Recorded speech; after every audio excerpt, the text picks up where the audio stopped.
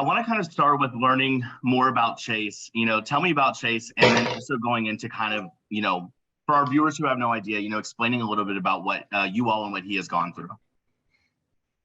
Yeah, so I guess I'll take the lead on this as far as finding the news out. Well, I don't know if it's the information's there, but Jamie and I had struggled to get with fertility and struggled to get pregnant for a few years before having our first child. So we did the IVF route with genetic testing, the whole 9 yards, and we were just super excited to get pregnant with our first child. And we had 4 viable embryos, and we got lucky with the even numbers. So Blake, our first child, who's 3.5, was the embryo number 2. First one didn't take. Then embryo number 3 didn't take as well, which we were surprised because we figured after going through the full pregnancy that'd be a little bit easier, and Jamie's body being used to it. But didn't happen. So embryo 3 didn't work out, and then Chase was embryo 4. So we were super stoked about that because I always wanted to have 2, and that was a perfect number. So after we had that, we're like, perfect. We don't have to figure out what to do with the extra embryos. So it all just kind of worked out how it was supposed to happen. So naturally, we're pretty thrilled. I'll be honest with you, I was hoping to have a baby girl, but no such luck there. But we're super excited logistically because he's got all his big bros hand-me-down clothes, all that good stuff. So it worked out well that way. But yeah, so going into finding out about Chase's diagnosis, basically, due to the fact that we were IVF patients and the fact that Jamie, I guess at the age was considered Don't say it. Yeah, I know. It's a bad word, geriatric pregnancy. We had a lot of additional checkups. So, the doctors are all over it. So one of those checkups being the 18-week anatomy scan, which we had done with Blake, and everything was good there. So I remember going in there being optimistic. That's just kind of me, optimistic maybe to a fault here, where Jamie, I remember at that day, even with Blake too, so she just kind of was always worried about some issue or something could happen, or like, hey, this is a big scan, anything could happen here. And I was like, hey, you know what? It's going to be all good. It's going to be fine. And sure. Let me interject to say that my OB the day before, I had gone in for a routine just checkup, and she said, well, anatomy scans are a 50-50 gamble. They could go one of 2 ways. It's either a really good day for you as a parent or a really bad day as a parent.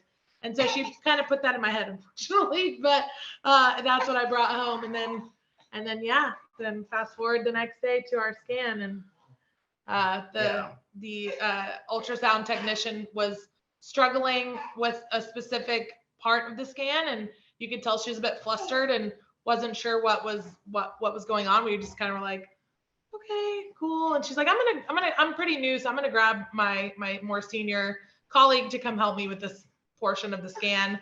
They brought her in, they took care of it, and then they stepped out of the room to consult with the doctor. And then the doctor came in and shared the news that our son's heart wasn't growing as it was supposed to, and that he had a condition called hypoplastic left heart syndrome, which at the time sounded like a completely foreign language. Mm-hmm. We had no idea what that meant. We were completely caught off guard. I think deer in headlights probably for both of us, just like, what do we do? What does that mean? Yeah. And what's going to happen to our baby? Yeah. And ironically enough, we have, I have a cousin that I'm close to, actually lives in Cincinnati. And they had similar issues with IVF, struggles getting, pregnant. And just so it turns out, their first child they conceived through IVF also had a congenital heart defect. Not as severe as Chase's. I couldn't give you the exact diagnosis or anything like that, but I know similar to Chase, he had to have his first surgery basically right after birth. So his mama didn't get to hold him right after birth. And actually, I think Jamie may have gotten more time than she did. She got at least 5 minutes of skin to skin. 5 minutes. something like that. No. Yeah. More like 5 seconds. More like 5 seconds, something like that. But Right. either way, so yeah, we kind of knew that with IVF just through them that this could be a potential possibility, but again, didn't know the severity, didn't know anything really much about HLHS until Yeah, So- we were vaccine. Yeah. we were referred to the Dell Children's team Mhm. with Dr. Stewart and had our first echo to kind of prenatally to see what was going on and confirm the diagnosis since the previous doctors were maternal fetal medicine doctors. And so fast forward to that conversation where, we did confirm that it was in fact hypoplastic left heart syndrome and that we needed to sort of chart our plan for the rest of the pregnancy and then post-pregnant or post-delivery when we were trying to determine what the course of action would be in terms of surgical intervention. And that brings me to Dr. Stewart. I kind of want to talk with you about, telling our viewers about hypoplastic left heart syndrome, sort of what all that entails, how it can happen, and then kind of where you came in to where you met Jamie and Stephen and monitored her pregnancy. And I think I just told Jennifer, but if my computer dies, I'll switch to another one. There's something wrong with it. Okay. And then Jamie, if y'all could just mute whenever Dr. Stewart talks, that'll be perfect. Thank you. So hypoplastic left heart syndrome is a problem where the left side of the heart is underdeveloped and it's unable to do the workload that the left side of the heart should normally do in pumping to the body. And children who are born with this condition have to go through a series of surgeries so that we can use their one good pumping chamber on the right side of the heart to do the workload that the left side, left pumping chamber normally does.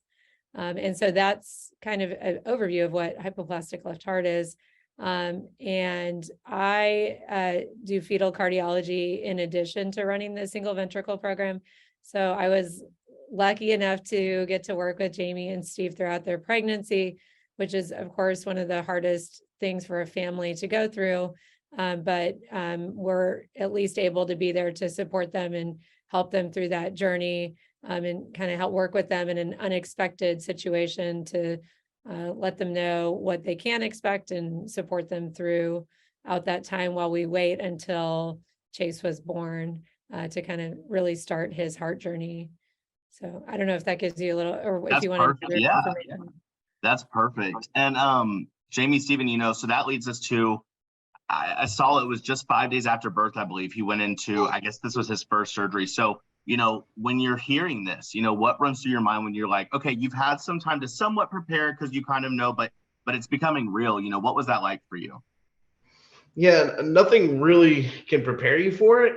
It's interesting. Now, I think I have days where I look back and I'm like, whoa, how did we get through that? Like, how is that possible? It's just, I think something clicks in you where it's like, well, also the support of Dr. Stewart's team and the confidence, putting behind, them and Dr. Mary, the surgeon, and just every meeting we had was reassurance. But again, you're always going to have that doubt. But it's one of those things. It's just, you're never really ready for it. So it's like, it's either like a bit of adrenaline kicks in and kind of helps you get through it. And, it was one of those things. I felt like when we'd have a trade-off, when I would get low, Jamie would be high and be able to kind of talk me through and vice versa. So it was really nice to kind of have that support. And it was like, we both kind of knew what each other needed at different varying times because it was, obstacle after obstacle. And one of the best things, I guess, on a personal note, from that day of him going into surgery, it was, we didn't have so much physical touch with him. We didn't have enough physical interaction. Like, we got to see him, we got to do all that stuff. Most of the time he was being monitored and we weren't able to carry much. But so at the time where he was rolling in to go to surgery, obviously that's where all the emotions boil over, the stress, not having too much interaction with him. He kind of like looked back at us. It was the coolest thing. Jamie actually got a picture of it. Look back at us and be like, yeah, no, I'll see you guys soon. Like, it's cool. Like, I'm gonna be back. Like, so like it was like, y'all chill. I've got this, kind of look, which was amazing. But yeah, I mean, there's still times this day we think back to the whole process post-surgery, where, you know, it's such a delicate, you know, system after that, where with the shunt and everything like that. And I know that's probably more detail than we need, but it was just all of that and the dedication of time and working with Dr. Stewart's team. It was every Tuesday for multiple hours. We would think with like work schedules, like, how do we make that work? Like, how did I perform at my job as well? But luckily we had the support of jobs that really were understanding and, you know, could allow us to put family first. And really, I mean, you know, those meetings and visiting with Dr. Stewart's team, it was more like seeing extended family, and it was actually kind of fun. The Wi-Fi wasn't the best over there, but make sure that gets in the story. Yeah, exactly, more importantly, but it was just like, you know, it was great to have that continued care, because when we're home, you know, you think everything's going okay, or these little things, but at that point where everything is so new, so fresh, so delicate at that stage of recovery, it's good to have that reassurance. It's like, okay, you know, next Tuesday we're going to be in the office and we're going to get everything checked out. We're going to note this. We're going to report this. So while it seemed like when we were told what was going to be asked of us was going to be super, you know, strenuous, super a long commitment of time, for us, we felt like it was absolutely necessary, and kind of helped us ease our anxiety and peace of mind every time we'd come out of that office every Tuesday. So, but yeah, as far as getting through it,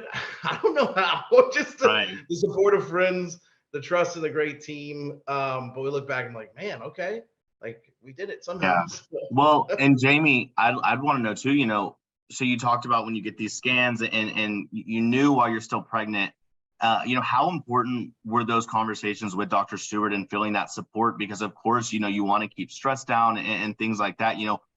How was that for you while you're still pregnant, knowing that there were some defects here? Yeah, I mean, there was a million things running through my mind throughout pregnancy. I mean, you're talking about the time in your life when your hormones are at an all-time high anyway, just preparing to have a baby. But add the stress of knowing that your child's going to be born with a severe heart condition.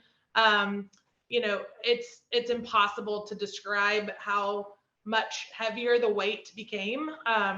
And for me, I started thinking about all the other sort of, you know, related but separate issues that we might be dealing with. In fact, like my toddler, and how he would be impacted by having a medical needs brother, my relationship with my husband, and how we would navigate the additional stress put on our relationship as we were dealing with a lot of unknowns in terms of our child's health and you know, lifespan, with this being a disease that sometimes has an unhappy ending. You know, my husband mentioned he's an eternal optimist, whereas I'm more of a realist. So I listen to the stats and I try to equip myself with all the possible scenarios, so I can be mentally prepared, because I am okay with navigating difficult circumstances so long as I've mentally wrapped my head around it before they happen to me. I'm not good with bad surprises, as are, you know, most people aren't. So for me, it was just a must do to go there mentally, to know that, you know, the best case scenario is that he turns out great, but the worst case scenario is something that I wanted to be prepared for as well, as dark as that may be. But it's a reality of this diagnosis, and we are so lucky and blessed that Chase is doing well and had 2, you know, successful surgeries in a summer of you know, fun and family camaraderie. And we just celebrated his first birthday in October. He's on the verge of walking and talking right now. We're hoping for a Christmas miracle with the walking. It'll be almost 15 months at Christmas time. I'm in no rush to have him walking. Our toddler's walking all over the place. So well, I would love to see him do it, because I just know he's capable, and he's just gotta, you know, trust his own legs. And but he's just started saying mama, and does peekaboo. I mean, he is really a very functionally normal child. And so without seeing the scars on his chest, or, you know, knowing our story, you would never, when you met him, you would never know that he was dealing with so much, I say, under the hood. But he's an awesome kid, and it's actually all my fears. While they've had their moments to rise to the surface, have been, not nearly what I was worried about, just knowing that he's doing so well on the other side of all these surgeries. So. Right. And Dr. Stewart, I want to get into impact here soon, but we were just talking about the 2 surgeries. I do believe that I think it said in a couple of years, he may have to have another, can you kind of explain to me sort of the journey, for children that are diagnosed with this, what it looks like and the upcoming surgery, things like that? Well, I know Jamie and Steve have heard me say this many times, but I really believe it's true. The journey for all of our heart kids is different for every patient. And that's why we really tailor their therapy to what they each need. But that being said, there are some common milestones that they all go through, especially in kids who have hypoplastic left heart syndrome. They all need 3 different surgeries. They have the one that Jamie was talking about after birth. That's kind of the largest of those 3 surgeries in most cases. And that surgery is the one that we follow them the closest after through our interstage program, which is called Impact. And as Steve was saying, that's when families need a lot of clinic visits to check on the baby. And we really do love getting to know them. And to us too, they become like our extended family, and we just love getting updates because it's fun. But anyway, after that initial surgery, typically around 4 to 6 months of age, they have a second stage surgery. And that surgery is called the Glenn. And that is a second stage with a much more stable circulation that most people are able to kind of go back to more of a normal life after that surgery, meaning that their child is able to go back to daycare. Some of our families who've had to stay local, who are very far away from a hospital center, are able to go home again, which is, as you can imagine, the stress of a child who has this type of heart problem and the monitoring they need, and then add in being away from home and people who have other children, it can be very challenging. And so they're able to finally go home in most cases after that second surgery and really start having more enjoyable time with their family. And so that's the second surgery. And then they have a period of not needing anything done for a while. And when they get to late preschool, kindergarten age, so somewhere between 3 and 6 years of age, depending on the child and what their heart looks like, they have a third surgery. And we call that the Fontan completion because it's their last sort of scheduled big surgery for this heart problem. But most of them need ongoing heart, surveillance, and other procedures and surgeries can happen during their lifetime. But that last surgery at 3 to 6 years of age is the last planned big surgery. And after that, their oxygen levels are relatively normal. And as Jamie said, unless and you saw their scars, most kids, you wouldn't know that they had a heart problem. And they're just like other kids going to school. They play sports, they do band, they fight with their brothers, all the normal things. Absolutely. And it leads me to, so Jamie, you and Dr. Stewart now work alongside with each other, and I want to know the journey now. So you all are helping other families, and how's that been for you? Because it's kind of like a full circle moment, and you all are still in this, obviously, with another surgery having to come up. But how's that been? Yeah, I mean, I think the one of the best parts about this diagnosis is just you are welcomed into this incredible heart community of parents and kiddos that have blazed the path before us, and are everyone's so willing to share their experiences, help you with any questions that you might have, just be a shoulder to cry on, even if they don't know you. I mean, I had conversations with moms I'd never met before, other than just random online, interactions. And they still follow our story. We follow theirs just to see what how the progress of their kiddos are. And, I think we all get so invested in each other's stories because everybody wants each other to have a happy ending. And so I think it's just been really cool to, lean into that a little bit more and try to pay it forward ourselves as so many did for us. I think we're we've got a lot more opportunity on the horizon in that regard as we try to just specifically connect folks that are single ventricle families, because there's so many varieties of CHDs out there, but single ventricle is such a unique one that that really does have very serious impacts to the kids and a much different sort of trajectory of surgeries and treatments that you know, we all really understand what it is to go through it. So I think you know, having more of a focused network of folks that have just been through that specific series of surgeries or that diagnosis, I think will be really helpful in helping future families to unfortunately get the same news we did in their scans. So it doesn't have to be as dark of a cloud as it feels like initially. I mean, there really has been a tremendous amount of medical progress that's been made and even more coming, you know, and my husband, I think, looks at it all the time. And it's just like, if they can do this, then imagine what they're going to be able to do, you know, 10 years from now. And so we just continuously are in awe of science and medical progress, and, you know, hope that if the time comes where we need it, there will be even more available to us and available to chase down the road. So. And I know Jamie just kind of touched on this, but Dr. Stewart, you know, how valuable is it to have families that have been through this, you know, really helping share those stories, you know, and be there for other families that may be getting this news? Well, you know, I think when you look at the evolution of care for children who have hypoplastic left heart syndrome, the goal in the 1990s and early 2000s was survival.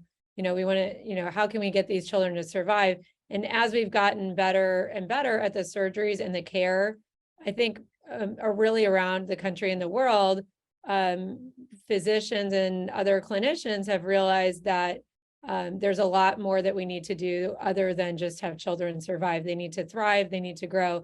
And with that, and I think this is particularly good at Dell Children's, we've really now placed an emphasis on involving the families and the parents in the care as care partners. So not just, you know, they're not just patients, it's the parents as our partners, so that we can learn from them how to take better care of their children. And we've actually done through Dell Children's and our UT Austin and Dell Medical School affiliation, there's a project we've done called Journey Map, which is exactly that, talking to families who've been through the journey all the way from fetal life through adult single ventricle patients and their families, and kind of learn from them what have been the high points, the low points, the things that, you know, you've dealt with emotionally and physically. And it's been really eye-opening. And we've started to develop actually like journey maps of what their lives look like to share with other families. And every child's unique, but it gives them an idea of what other people have gone through with the same condition. So that's really a cool starting place, but I think it's really been a springboard for us to involve parents and families and, you know, our patients too, as they get older, in telling us how to take better care of them. So I think that's one thing that's unique at our center here in Austin, as compared to some other places, but I've really enjoyed, as part of that, getting to work with Jamie and Steve, and, you know, we have some, you know, other families that are interested in the same thing, which is making our care better for their children and, you know, making the future better for Chase and other kids like him. And Jamie and Steven, my last question is just where we go from here. I know that he has another surgery that would be planned, but, you know, any ideas of as he grows up, if this is something that'll have to keep being monitored, you know, just kind of where we go from here, and just the excitement that, you know, he just turned 1 and all that. Yeah, I think really now is just, you know, take it day by day and don't take any day for granted, right? You know, nothing's promised, and from all the crazy things you hear in the news and stuff, and celebrities passing and all that stuff now, it's just like, yeah, never take a day for granted.